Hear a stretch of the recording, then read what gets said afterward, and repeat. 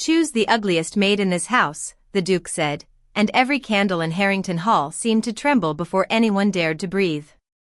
The order fell from Duke Alexander Harrington's mouth with the cold precision of a silver blade, not shouted, not softened, not touched by shame, because men born beneath painted ceilings and ancestral portraits rarely understood how loudly a quiet command could wound. Rain beat against the tall windows of the great hall, turning the black glass into shivering mirrors, while 30 servants stood in 2 silent lines upon the polished floor.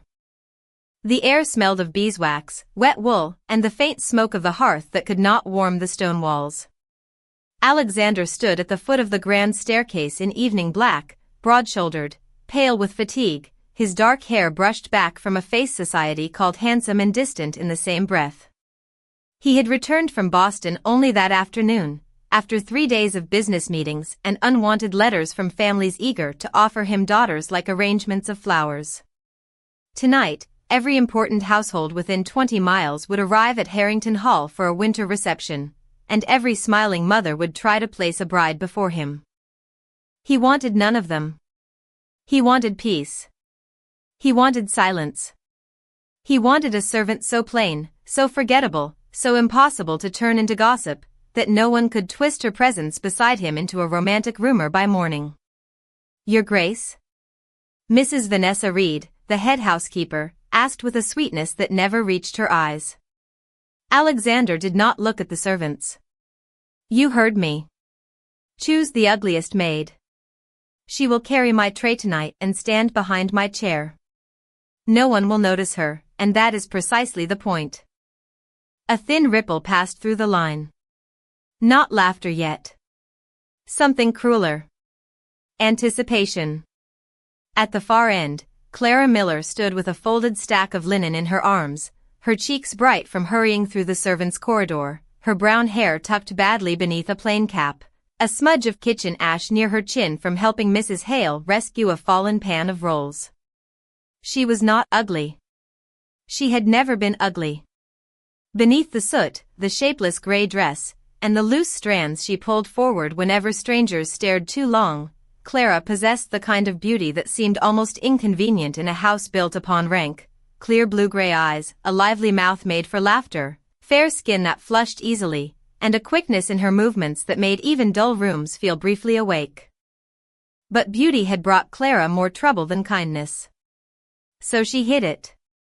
She laughed softly in the kitchens, teased the stable boys when they spilled flour on their boots, sang under her breath while polishing spoons, and then lowered her face whenever the great world looked her way. Vanessa Reed knew this. Vanessa had known it from the first day Clara arrived at Harrington Hall with one worn carpetbag and a letter no one had allowed her to keep. Slowly, with a pleasure delicate enough to seem proper, Vanessa turned toward the servants. Her gaze moved past 2 older maids, past a nervous scullery girl, past a footman who suddenly found the floor fascinating, and settled on Clara. "Clara Miller," she said. The name struck the hall harder than thunder. Clara's fingers tightened around the linen. For one heartbeat, her bright nature flickered in her eyes, that little spark of humor she used to survive long days and colder words. Then it vanished behind composure. She stepped forward before anyone could drag her. One step. Then another. The polished floor reflected her worn shoes and the hem of her faded dress.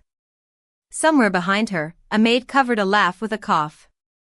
Someone whispered, "Of course." Clara heard it all. She heard the rain. She heard the fire shift in the grate. She heard the Duke's silence as if it were a door closing. Vanessa approached and took the linen from Clara's arms, not gently.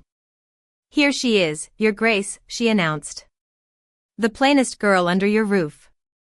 Alexander finally turned his eyes upon Clara. He expected awkwardness, perhaps tears, perhaps a trembling curtsy from a frightened servant grateful not to be dismissed. Instead, he saw a young woman standing very still, her chin lowered but not broken, her hands clasped before her apron, her face partly hidden by loose brown hair and the shadow of her cap. Nothing about her seemed remarkable at first. That should have satisfied him. It did not. Because just as Vanessa gave a small triumphant smile, Clara raised her head enough for one brief, accidental glance. Her eyes met his. Blue-gray. Clear. Alive. Not dull. Not defeated. Not ugly. For the smallest instant, the great hall seemed to retreat from Alexander Harrington. The servants blurred. The rain softened. Even the candles appeared to lean closer. There was something in that look he had not expected to find in a girl being humiliated before an entire household, not pleading, not shame, but a wounded brightness held firmly behind silence. Then Clara lowered her gaze again, and the moment was gone. Alexander's jaw tightened, though no one knew why. She will do, he said, because pride is often quicker than mercy. Vanessa curtsied. The servants exhaled. Clara remained still. Only the faint color rising along her cheeks betrayed that the words had landed. She did not cry. She did not protest. She did not ask the Duke to see her differently. She simply bowed, graceful despite the ugly cap and ash-marked chin, and said in a voice warm enough to surprise the frozen room, "As you wish, Your Grace." And for reasons Alexander Harrington could not yet name, those 5 quiet words followed him up the staircase like a hand laid gently against a locked and lonely heart.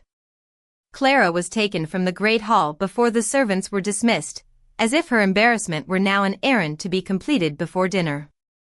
Vanessa Red walked ahead with her ring of keys chiming at her waist, each small metallic sound sharp against the corridor stones. Clara followed with steady steps, though her heart was moving far too quickly inside her chest. She had been laughed at before. A girl in service learned the shapes of laughter the way sailors learned clouds. There was the careless laughter of tired maids over burned biscuits, the warm laughter of grooms trading stories in the yard, and then there was the kind she had heard in the hall, thin and polished, made to remind a person where she stood.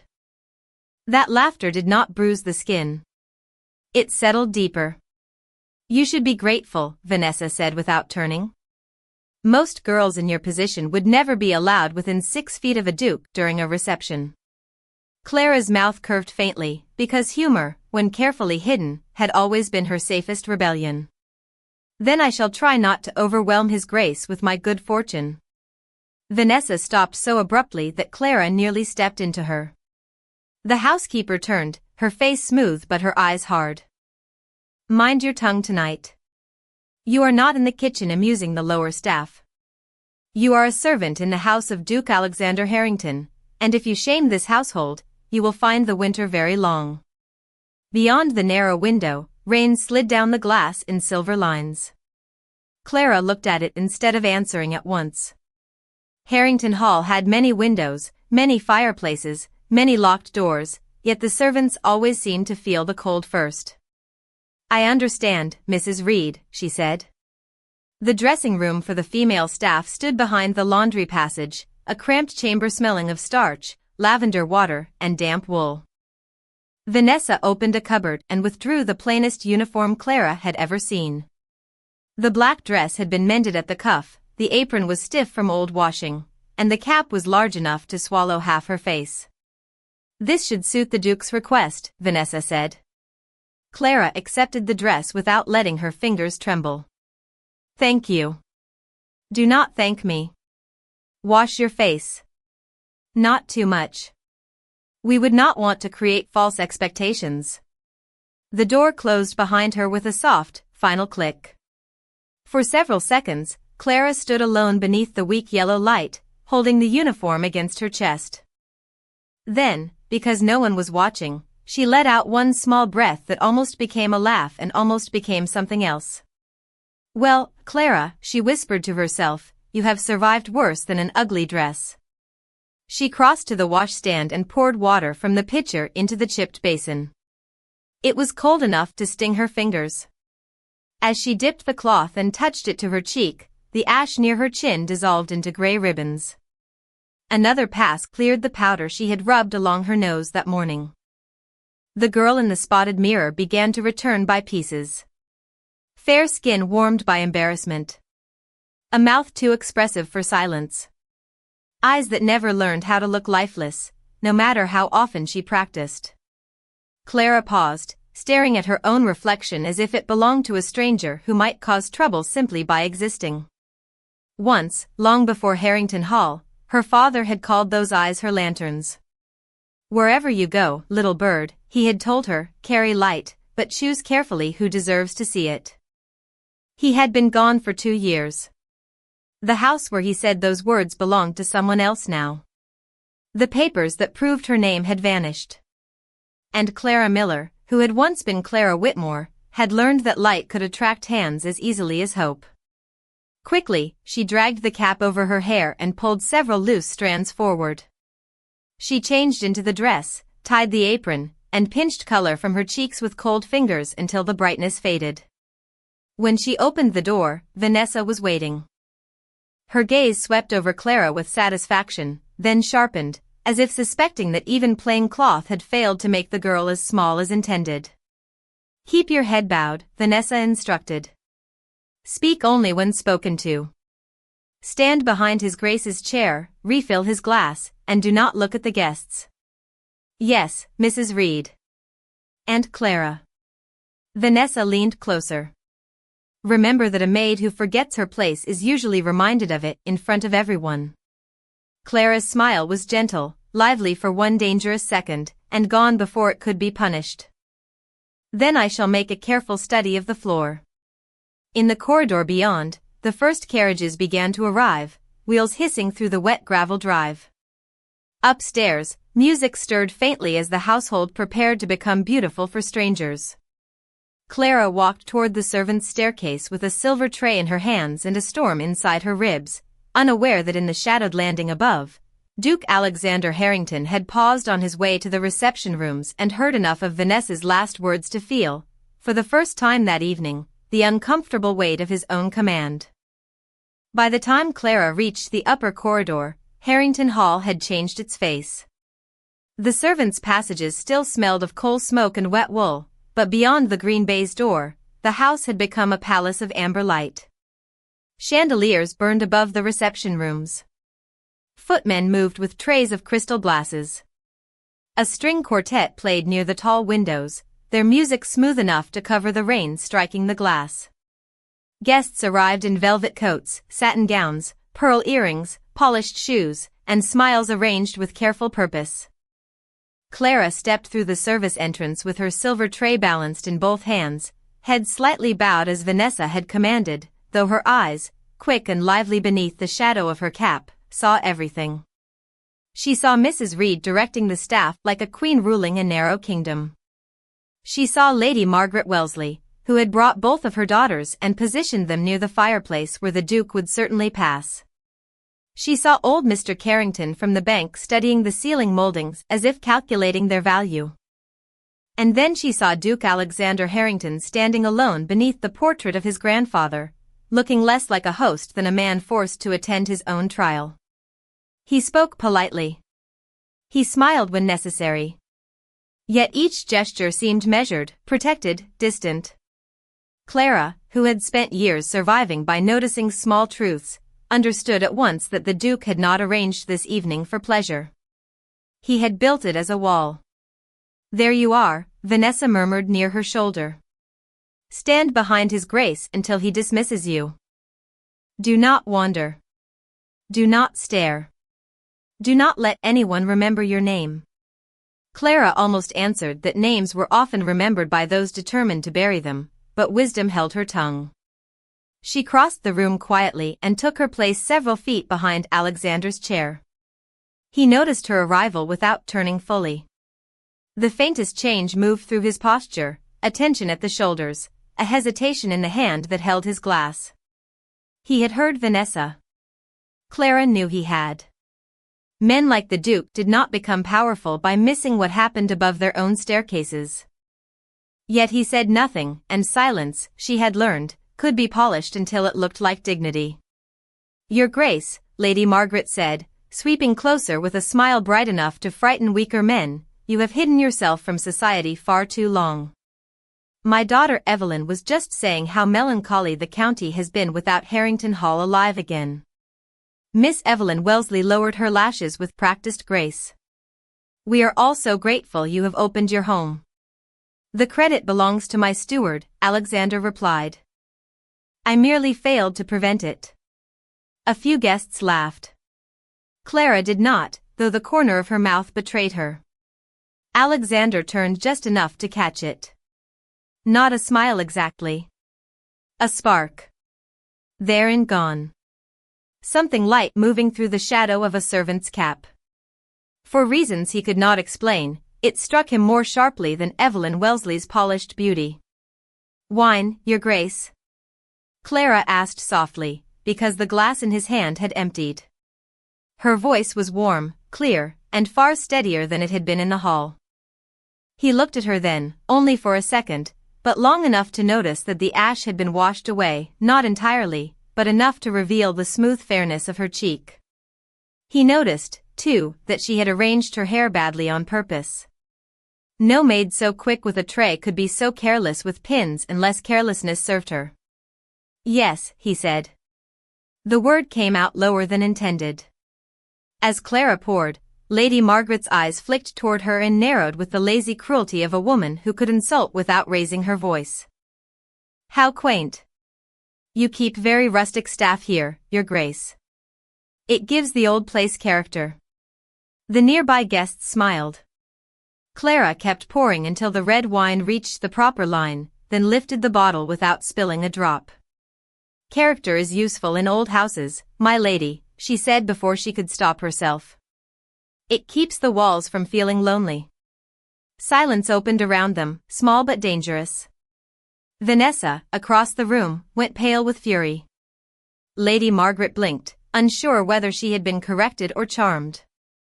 Alexander looked into his glass. For the first time that evening, something almost like amusement warmed his expression. Clara realized what she had done and lowered her gaze at once, her pulse racing. She had meant to be invisible. Truly, she had. Yet the room had turned toward her, and attention was the one candle she had spent 2 years trying not to light. From the far side of the reception room, Vanessa saw the Duke watching Clara and understood with cold alarm that plain cloth had failed. Before the evening ended, she would make certain the girl remembered her place. And this time, she would make certain everyone else remembered it too. Vanessa did not strike quickly. She was too practiced for that.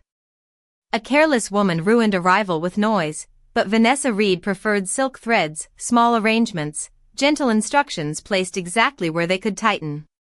She waited until the reception had grown warm with conversation and confidence, until the first sharp edge of Clara's remark had been softened by music and wine, until Duke Alexander Harrington had been drawn toward the library doors by Mr. Carrington and 2 older gentlemen eager to discuss rail investments from New York to Philadelphia. Only then did Vanessa move. Clara stood near the sideboard, replacing an empty decanter with a full one, when the housekeeper appeared beside her with a smile that made the back of Clara's neck prickle. "You are doing very well," Vanessa said. "Too well, perhaps." Clara kept her eyes on the glass stopper. "I am only carrying wine, Mrs. Reed." "No. You are carrying yourself as if the room has mistaken you for less than you are." The words were quiet, almost tender, and because they were partly true, they hurt more than an insult. Vanessa lifted a fresh tray from the sideboard and placed it in Clara's hands. 6 glasses stood upon it, filled with dark red wine that caught the candlelight like garnets. "Lady Margaret has requested service near the fireplace. Take these to her circle." Clara glanced toward the far end of the room. Lady Margaret Wellesley stood with her daughters and several guests, their pale gowns arranged like frost around the hearth. Vanessa leaned closer. "And try not to charm anyone with comments about lonely walls." Clara's fingers tightened beneath the tray. "Yes, Mrs. Reed." She began the walk across the reception room, careful, balanced, perfectly aware of every polished shoe and trailing hem in her path. The string quartet had moved into a waltz. Laughter rose beneath the painted ceiling. Rain whispered against the windows. For 3 steps, no one noticed her. For 5, she almost believed she would complete the task without incident.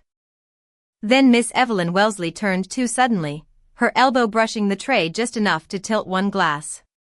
Clara corrected the weight at once, saving it from falling, but Vanessa, passing behind her at that exact moment, gave the smallest gasp.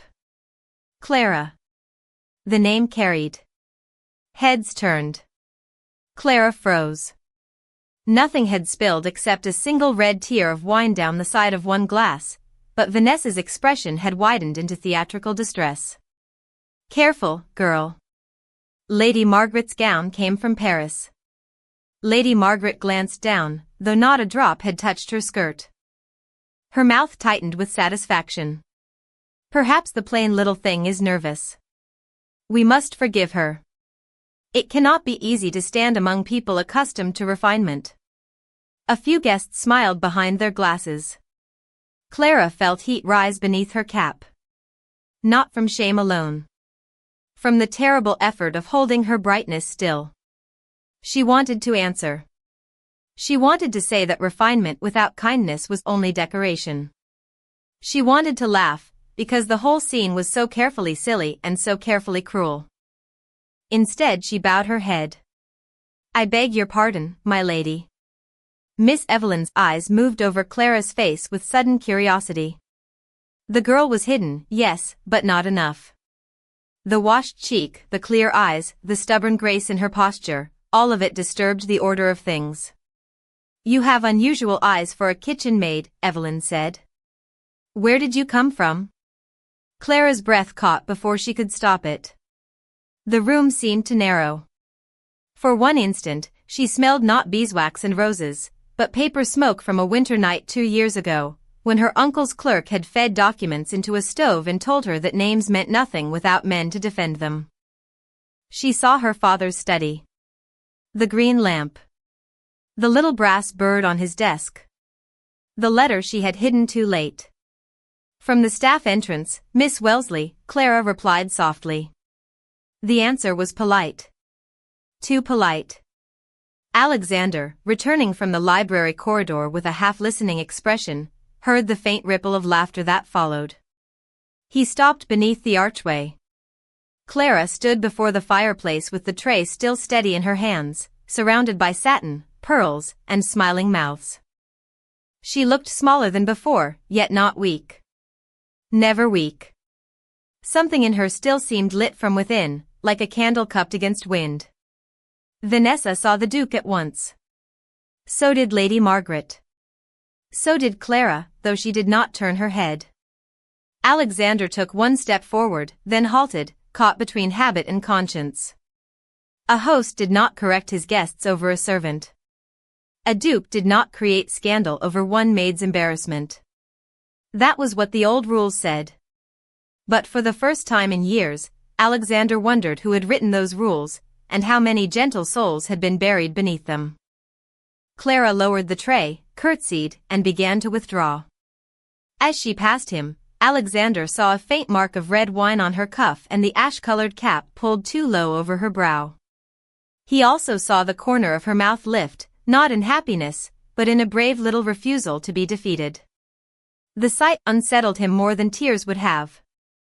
Miss Miller, he said quietly. Clara stopped. The room listened.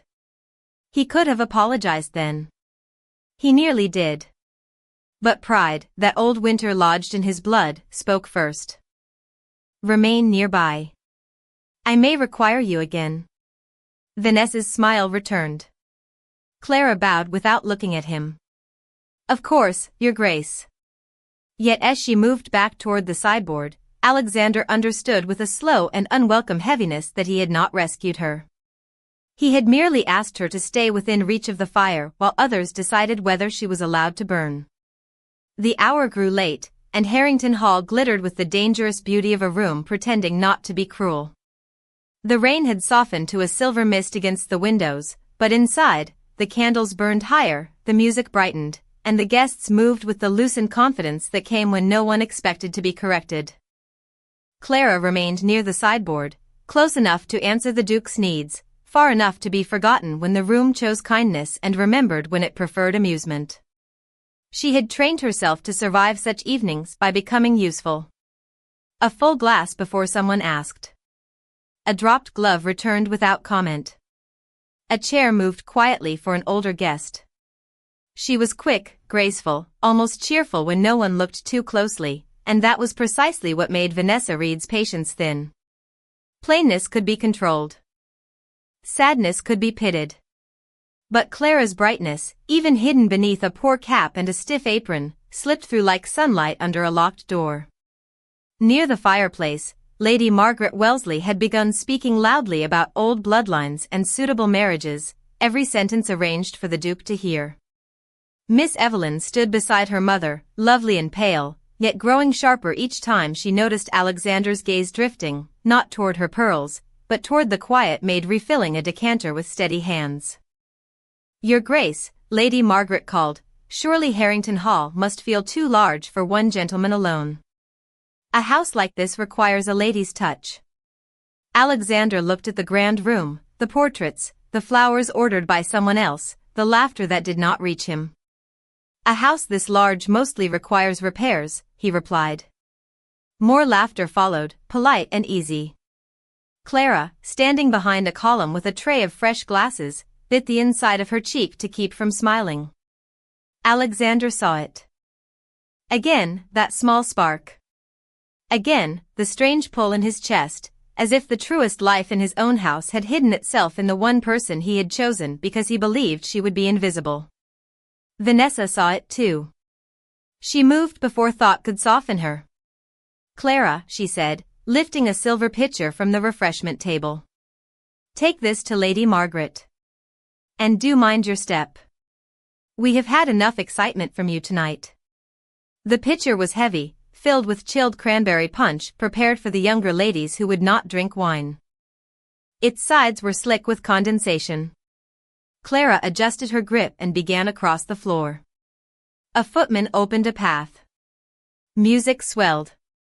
Then, as Clara neared Lady Margaret's circle, Vanessa reached forward as if to straighten the edge of the tray and let her fingers brush the pitcher handle just enough to turn it. It was a tiny movement. Almost nothing. But almost nothing can change a life when a room is waiting to laugh. The pitcher tipped. Clara caught it before it fell, but a bright red splash leaped over the rim and struck the front of her apron, then the cap at her brow, then the side of her face.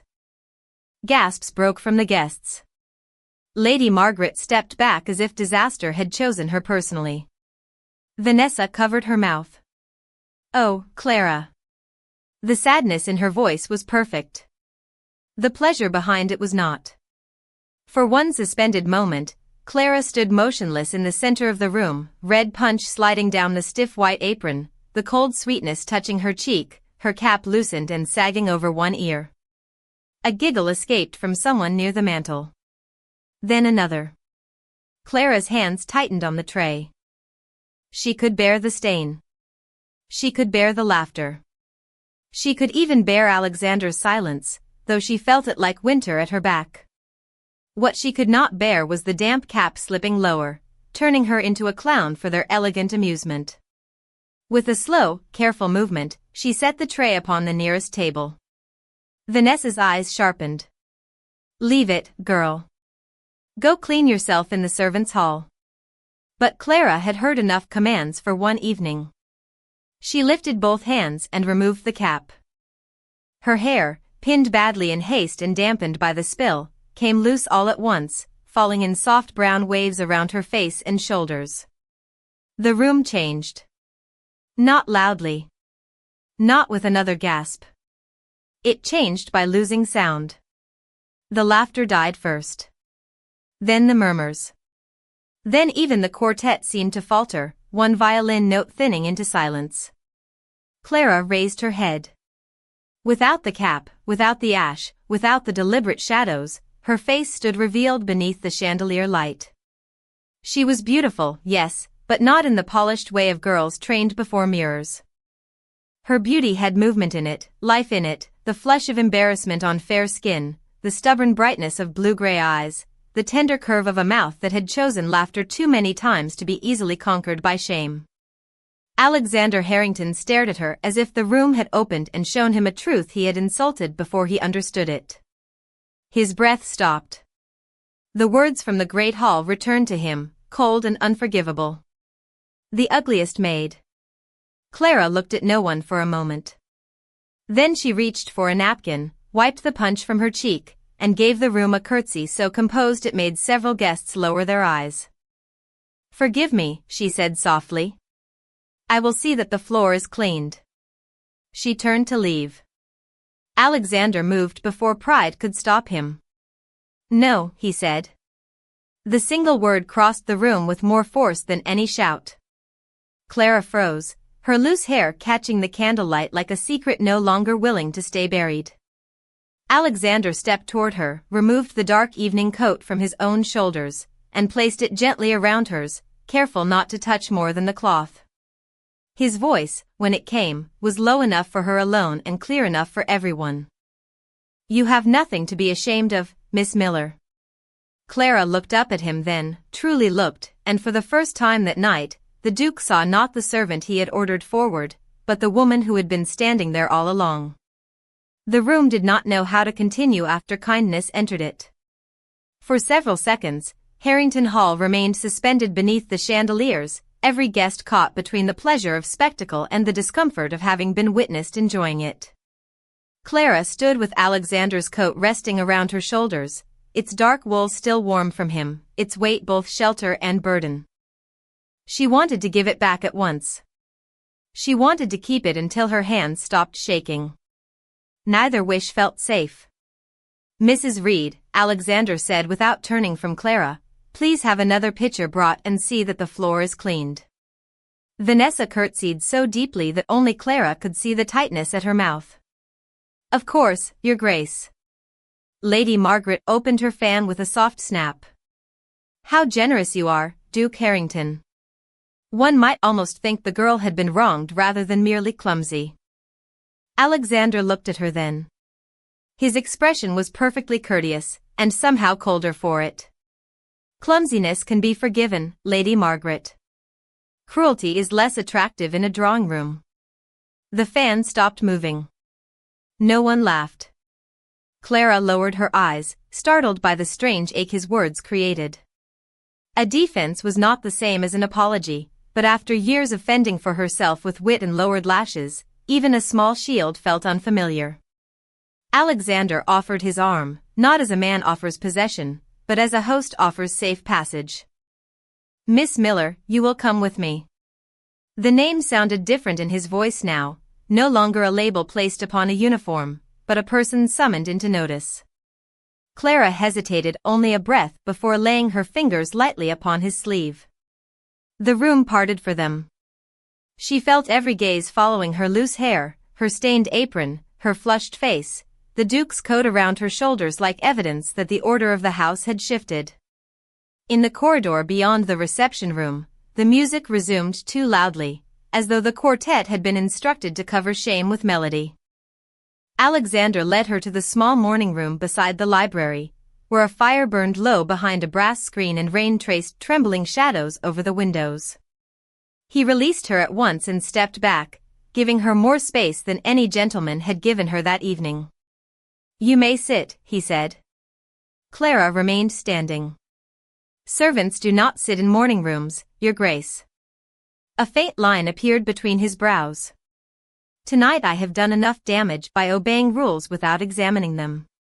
She looked at him then, still wrapped in his coat, still bright despite everything, and something in the steadiness of her gaze made him feel less like a duke and more like a man being measured. "I owe you an apology," he said. The words cost him pride, but not as much as silence had cost her. Clara's lips softened, not into forgiveness, but into a sadness almost gentle. "For the punch?" "For the command." The fire gave a small crackle.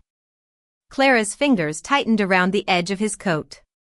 For a moment, the lively girl from the kitchens disappeared, and in her place stood someone older, someone who had learned that humiliation was often delivered by people who considered it practical. "You did not know me," she said. "That does not excuse what I asked." "No," she replied quietly. But it explains why you found it easy. The sentence was not sharp. It was worse. It was true.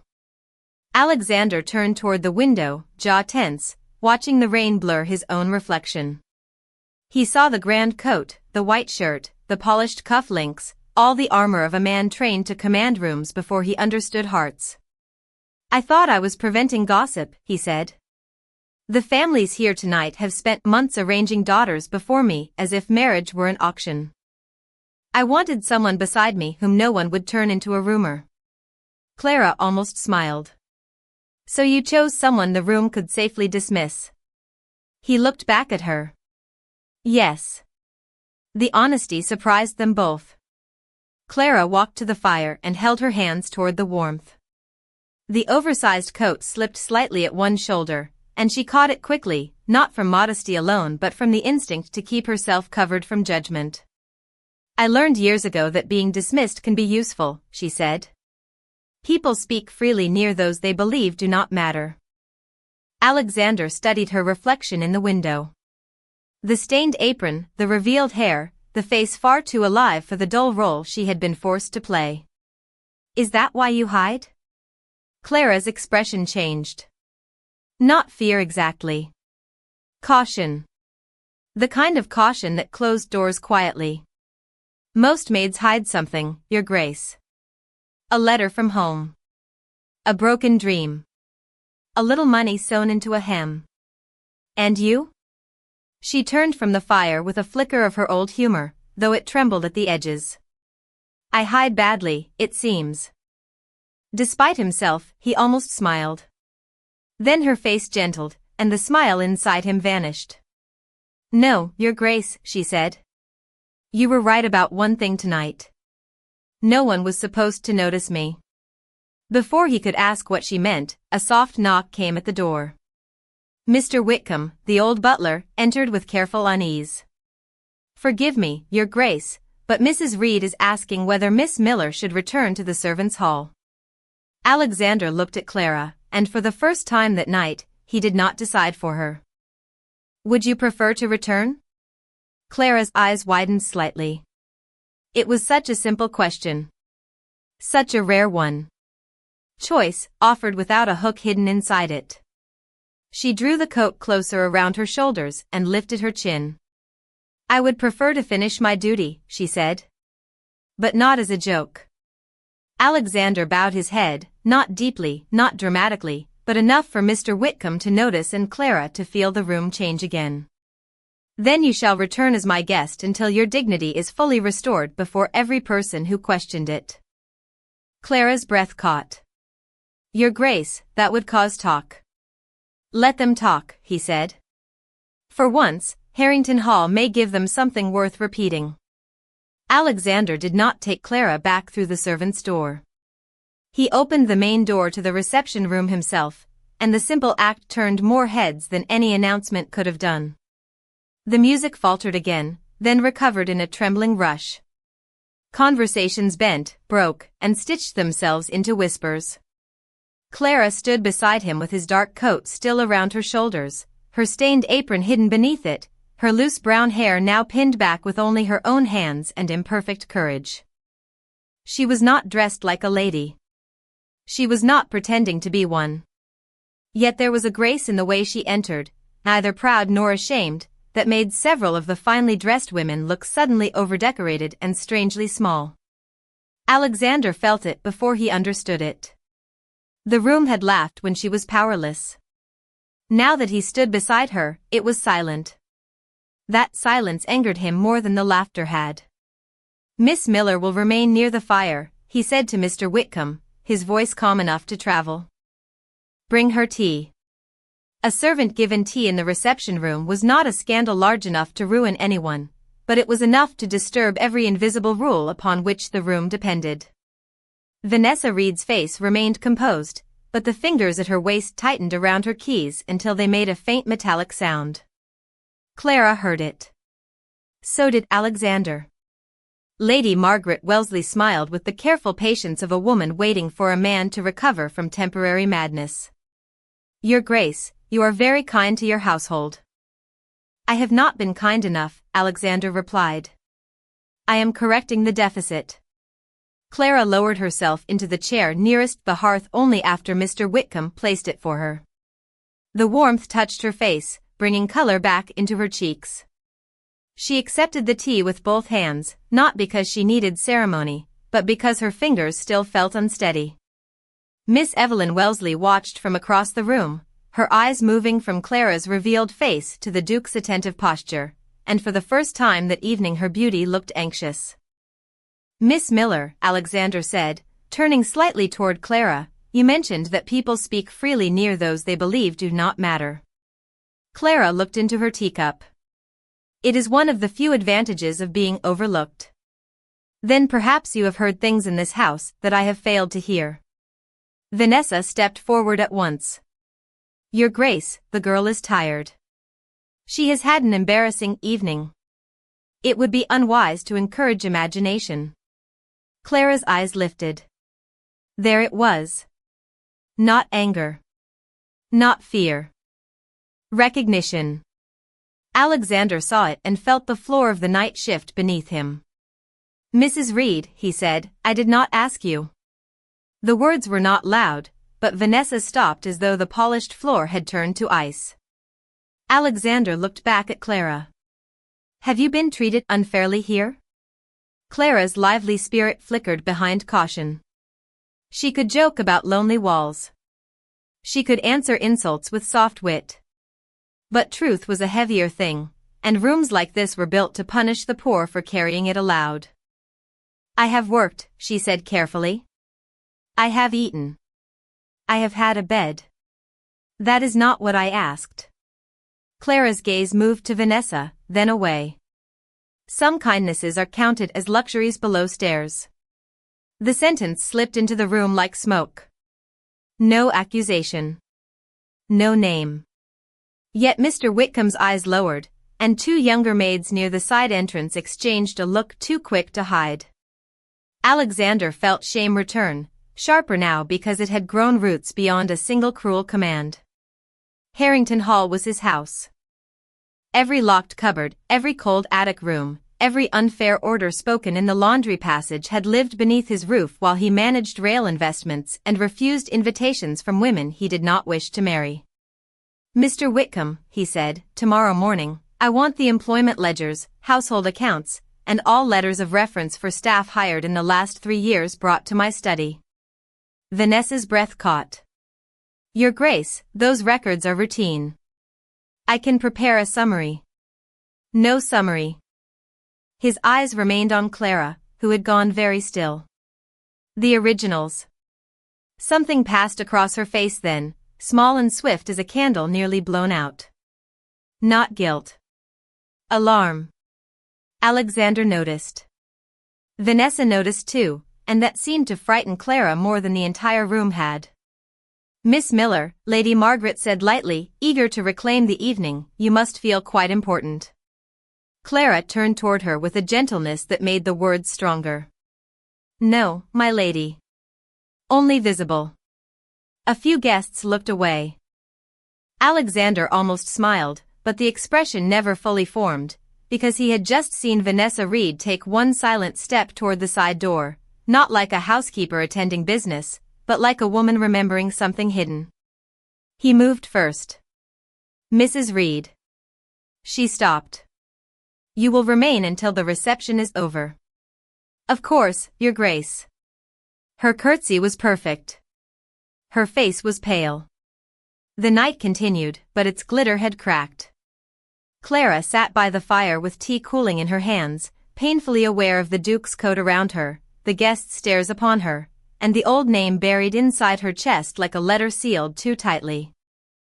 Across the room, Alexander watched her not as a curiosity, not as a servant, not even as a beauty revealed by accident, but as a question his house had been keeping from him.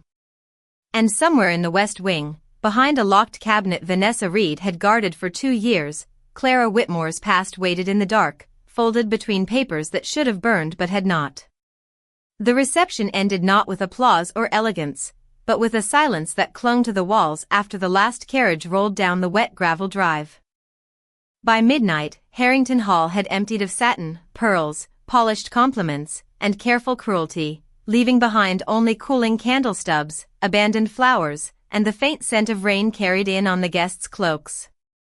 Clara had returned the Duke's coat before the final departure, folding it over her arm with both hands as if warmth itself required ceremony. "Thank you, Your Grace," she had said, her voice composed, though her eyes avoided his. Alexander had taken it slowly, noticing the small red stain still visible on her cuff, noticing how quickly she lowered her head once the guests began to look again. He had not stopped her when she withdrew with the other servants. He had learned, in one evening, that rescuing a person publicly could become another form of command if not done carefully. Yet when the last lamp was dimmed in the reception room and the household settled into its exhausted midnight routine, Alexander did not go to bed. He went to his study and rang for Mr. Whitcomb. The old butler arrived with his gray hair slightly disordered and his expression grave, as if he had been expecting the bell. "The household records," Alexander said. "Now." Mr. Whitcomb looked toward the closed door. "Your Grace, Mrs. Reed keeps certain files in the West Wing cabinet." "Then bring the key." "Mrs. Reed keeps that as well." Alexander's face did not change, but the room seemed to grow colder. "Wake her." 10 minutes later, Vanessa Reed stood in the study wearing a dark wrapper over her dress, her hair pinned with perfect severity despite the hour. "Your Grace, surely this can wait until morning." "It has waited too long already." He held out his hand. "The key." Vanessa hesitated only a fraction, but it was enough. At last, she drew the ring from her pocket and removed a small brass key with a green ribbon tied to it. Alexander did not send a footman. He went himself, with Mr. Whitcomb carrying a lamp and Vanessa walking behind them in rigid silence. The West Wing corridors smelled of dust and old cedar. Rain tapped softly against the narrow windows. At the end stood the locked cabinet, polished and plain, the kind of furniture no one noticed unless it held a secret. The key turned with a reluctant click. Inside were staff contracts, references, account books, and bundles of correspondence tied with string. Alexander began with the most recent files. Clara Miller. Hired 2 years earlier. No family listed. No prior household reference. Wages lower than the scullery maids hired after her. His jaw tightened. "Who approved this?" Vanessa's voice was smooth. "A charitable exception, Your Grace." The girl arrived destitute. "I took pity on her." Mr. Whitcomb said nothing, but his eyes moved toward a lower drawer. Alexander saw it. "Open that one." Vanessa stepped forward. "Those are discarded papers." "Open it." Mr. Whitcomb pulled the drawer. At first, there seemed to be only old menus and torn envelopes. Then Alexander saw the corner of a document folded beneath brown wrapping paper, marked with a family crest he knew too well. Whitmore. He drew it out. The paper was creased, smoke-stained at one edge, but the seal remained legible. A guardianship transfer. A property notice. A letter addressed to Miss Clara Elizabeth Whitmore. Not Miller. Whitmore. Alexander read in silence as the truth assembled itself with merciless grace. Clara's father, Henry Whitmore, had once held land west of Concord, 30 miles from Harrington Hall. After his death, his brother Edwin Whitmore had assumed guardianship. Within months, the estate had been transferred, the daughter removed, and a request had been made to place her quietly in service under another name. Attached was a note in Vanessa Reed's hand, brief and practical. "The girl is pretty enough to attract trouble. Better she remains below stairs and plain." Alexander looked up. Vanessa had gone white. "Explain." "I was protecting the household," she said quickly. Her uncle paid for discretion. There was nothing unlawful in accepting a girl into service. Under a false name? She had no proof of any other. Alexander lifted the smoke-stained letter. Because someone kept it from her. The words landed softly. Terribly. From the hallway came the faintest sound. Not a gasp. A breath caught too late. Alexander turned. Clara stood beyond the open study door in her plain gray dress, hair loosely braided now, face bare of ash and artifice, a candle in one hand. She must have come to return clean linens, or perhaps the house itself had drawn her toward the place where her buried life was being opened. Her eyes were fixed on the paper in Alexander's hand. Not the Duke. Not Vanessa. The paper. That crest was on my father's desk, she whispered. The lively brightness in her face did not vanish, it broke into something deeper, something trembling and brave. I thought it was all gone.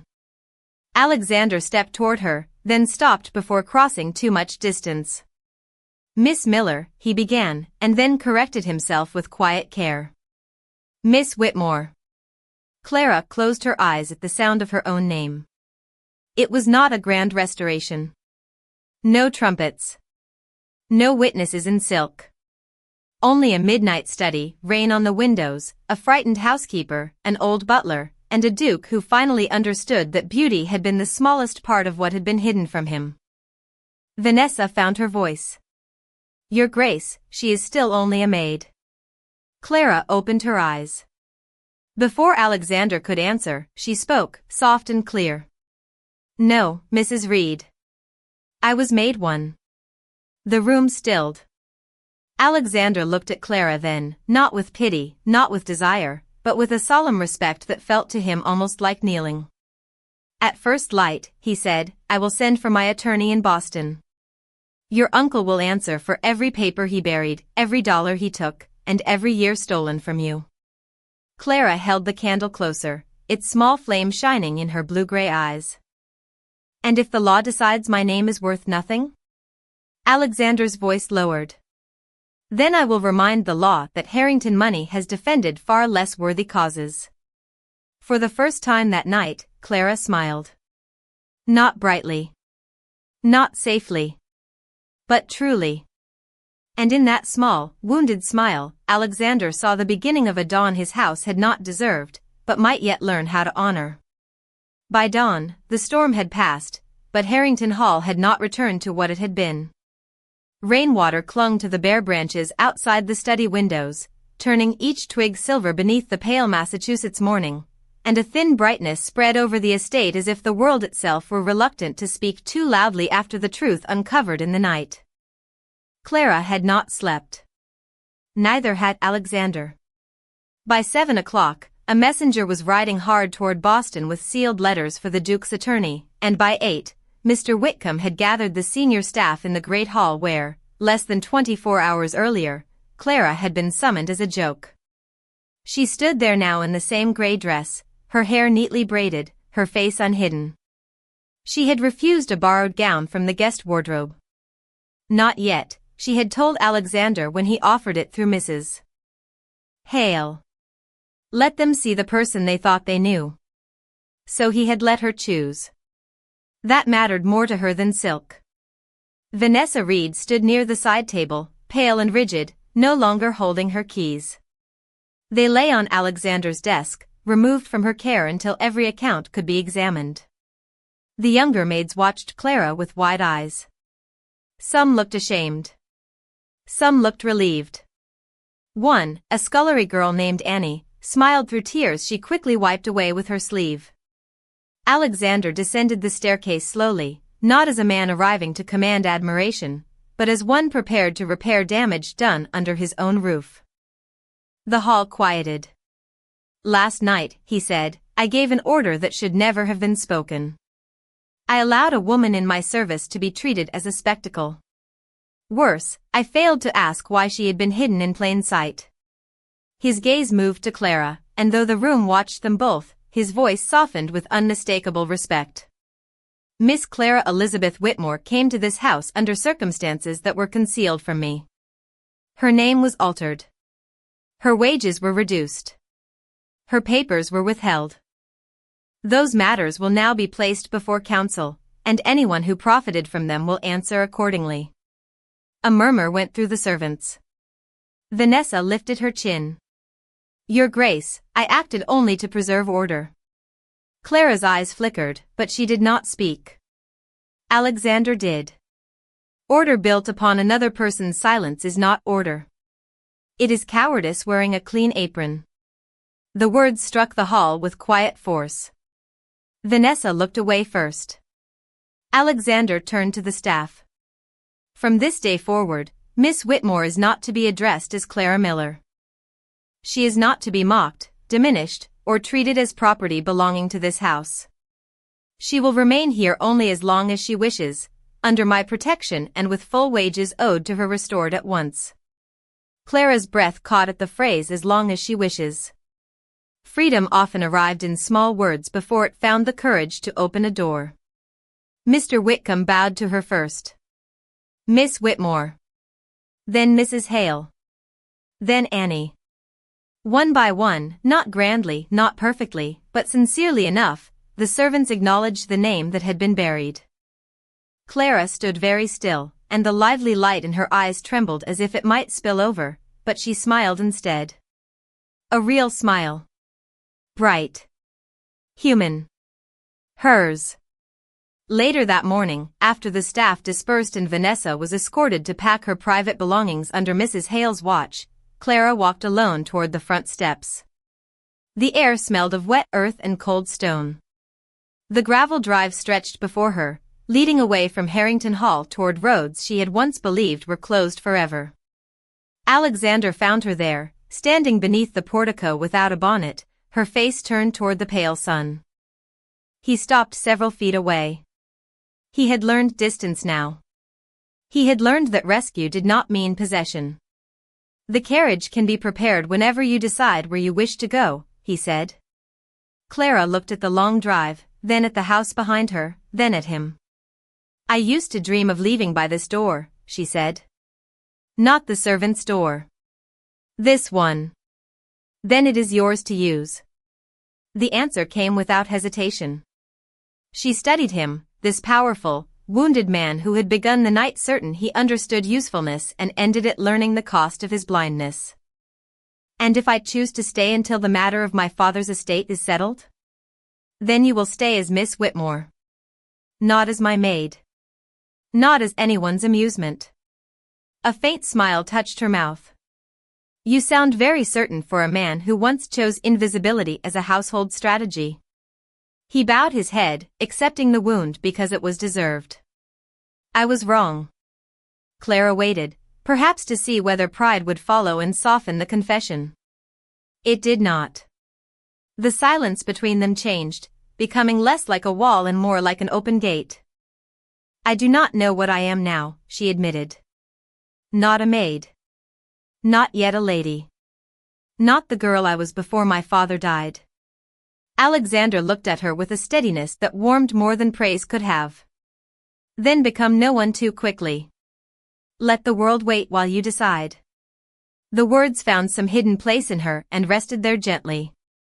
Clara stepped down onto the first stone step. Morning light touched her face, revealing not merely beauty, but spirit, the humor that had survived humiliation, the dignity that had endured neglect, the courage that had answered cruelty without becoming cruel. Alexander remained where he was until she turned back. Your Grace, she said, then paused. Alexander. His name and her voice seemed to loosen years of winter from the house behind him. Yes, Clara? She offered her hand, not upward to be lifted, not downward to be claimed, but forward, as one person inviting another to walk beside her.